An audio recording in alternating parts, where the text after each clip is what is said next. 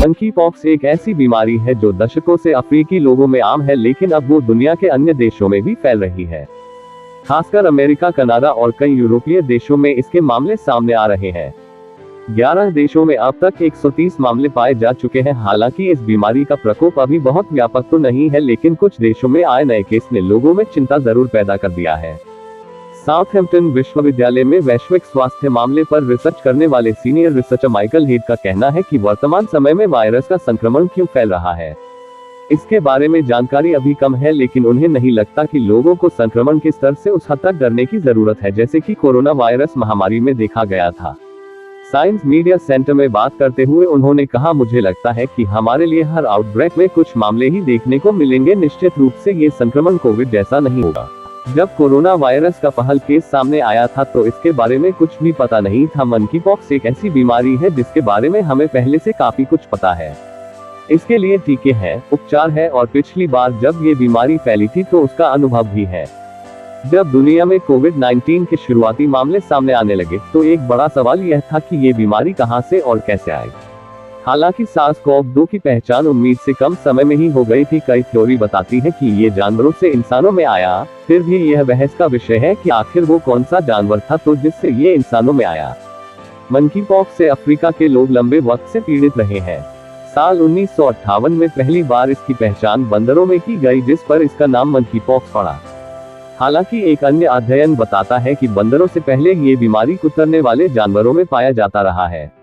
University of reading में cellular microbiology के associate professor Simon Clark ने साइंस मीडिया सेंटर को बताया, मंकी पॉक्स को पहली बार 1950 के दशक में बंदरों पाया गया था, लेकिन 1970 तक यह इंसानों में फैल गया था। यह अन्य जंगली जानवरों जैसे कुछ कुतरने वाले जानवरों में भी पाया जाता है। शोधकर्ताओं ने इस वायरस के 2 वेरिएंट की पहचान की है, एक मध्य अफ्रीका का वेरिएंट जो अधिक लक्षणों वाली बीमारी का कारण बनता है, और दूसरा पश्चिम अफ्रीका में पाए जाने वाला वेरिएंट जो मामूली लक्षणों वाले संक्रमण का कारण बनता है। मंकी पॉक्स की वैक्सीन और उपचार उपलब्ध है। दशकों से एक समुदाय को प्रभावित करने वाला ये वायरस जाना पहचाना हुआ है और इसके टीके और उपचार उपलब्ध हैं। चूंकि मंकी पॉक्स वायरस चेचक का कारण बनने वाले वायरस से काफी मिलता जुलता है, इसलिए चेचक के टीके को भी दोनों रोगों के लिए प्रभावी माना गया है। United states centre for disease control and prevention (CDC) ने अपनी वेबसाइट पर बताया कि मंकी पॉक्स के संक्रमण के लिए वर्तमान में कोई विशेष उपचार उपलब्ध नहीं है, लेकिन दवा के साथ इसके फैलने को नियंत्रित किया जा सकता है।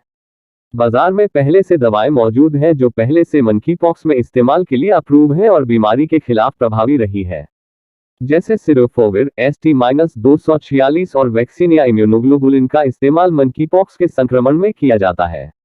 मंकी पॉक्स की रोकथाम और उपचार के लिए एक बहुराष्ट्रीय स्तर पर मंजूरी पा चुकी वैक्सीन भी उपलब्ध है, जिसे इमवाम्यून या इमवेनेक्स के नाम से भी जाना जाता है।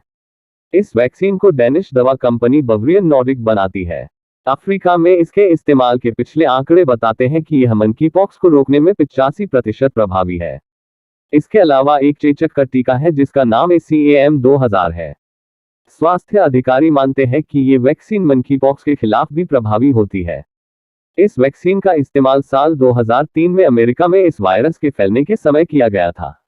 विश्व स्वास्थ्य संगठन भी कह चुका है कि चेचक के टीके लगवाने वाले लोग काफी हद तक मंकी पॉक्स वायरस से भी सुरक्षित रहते हैं।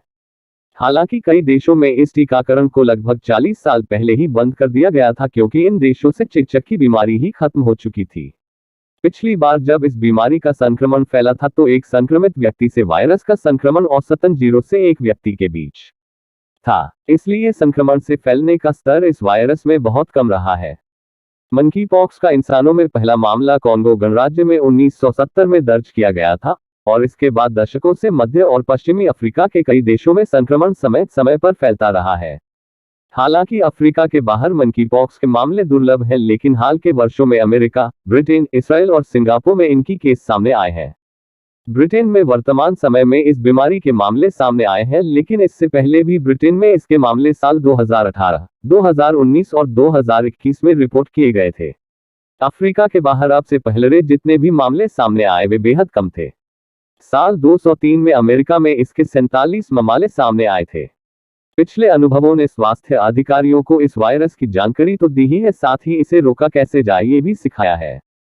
हालांकि कई देशों की स्वास्थ्य एजेंसियों ने कहा है कि वो इस वायरस के सामने आ रहे मामलों पर करीब से नजर बना हुए हैं। ठीक डेटा मिलने तब नहीं कहा जा सकता कि इस वायरस का प्रकोप पिछली बार जितना हल्का रहेगा या नहीं। इससे पहले कभी अफ्रीका के बाहर अन्य देशों में एक के बाद एक इतने मामले मंकीपॉक्स के नहीं देखे गए। इस बात का भी कोई ठीक कनेक्शन नहीं है कि अफ्रीका से किसी संक्रमित व्यक्ति ने प्रभावित देशों में यात्रा की हो। अमेरिकी army medical research institute for infectious disease के जे हूपर ने बीमारी पर एक रिपोर्ट को लेकर बात करने हुए एनपीआर को बताया, ज्यादातर मामलों में एक बीमार व्यक्ति किसी को भी संक्रमित नहीं करता। उद्धरण चिन्ह साउथहैम्पटन विश्वविद्यालय के डॉक्टर हेड बताते हैं कि ऐसा इसलिए है क्योंकि संक्रमित व्यक्ति से संक्रमण फैलने के लिए त्वचा से त्वचा का संपर्क जरूरी है। WHO के अनुसार सामान्य आबादी में मंकीपॉक्स के मामले में मृत्यु दर 0 से 11% तक है और छोटे बच्चों में यह अधिक है। मंकीपॉक्स तब फैल सकता है जब कोई व्यक्ति किसी संक्रमित व्यक्ति या संक्रमित जानवर के निकट संपर्क में आता है। दिल्ली स्थित all India institute of medical sciences के पूर्व निदेशक डॉक्टर MC मिश्र न्यूज 18 हिंदी से बातचीत में बताते हैं कि भारत को मंकीपॉक्स वायरस से घबराने की जरूरत नहीं है।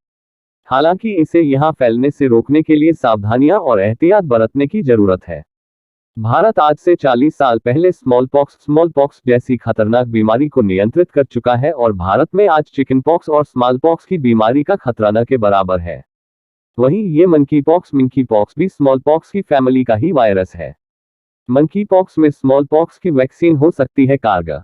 डॉक्टर मिश्र कहते हैं कि सबसे खास बात है कि स्मॉलपॉक्स के परिवार से जुड़ा होने के नाते मंकीपॉक्स की रोकथाम प्रिवेंशन ऑफ मंकीपॉक्स और इलाज के लिए स्मॉलपॉक्स की वैक्सीन का लाभ उठाया जा सकता है। अनुमान है कि स्मॉलपॉक्स की वैक्सीन मंकीपॉक्स पर 80 से 85% तक कारगर हो सकती है।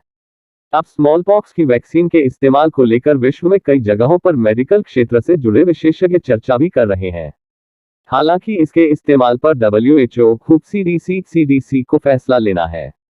वहीं भारत में केंद्रीय स्वास्थ्य एवं परिवार कल्याण मंत्रालय MOHFW NCDC और ICMR मिलकर निर्णय लेंगे। भारत में है स्मॉलपॉक्स के प्रति इम्यूनिटी। डॉक्टर मिश्र कहते हैं कि भारत 1979 में स्मॉलपॉक्स फ्री घोषित कर दिया गया था। इससे पहले तक यहां के लोगों को स्मॉलपॉक्स की वैक्सीन लगाई जाती थी। इस साल से पहले पैदा हुए लगभग सभी लोगों को वह वैक्सीन लगी है। यही वजह है कि आज यहां स्मॉलपॉक्स के केस नहीं आते हैं। इसके अलावा एक और अनुमान लगाया जा सकता है कि इस अवधि तक के जिन लोगों में स्मॉलपॉक्स को लेकर इम्यूनिटी मौजूद है वह शायद मंकीपॉक्स से भी बचाव कर सकती है।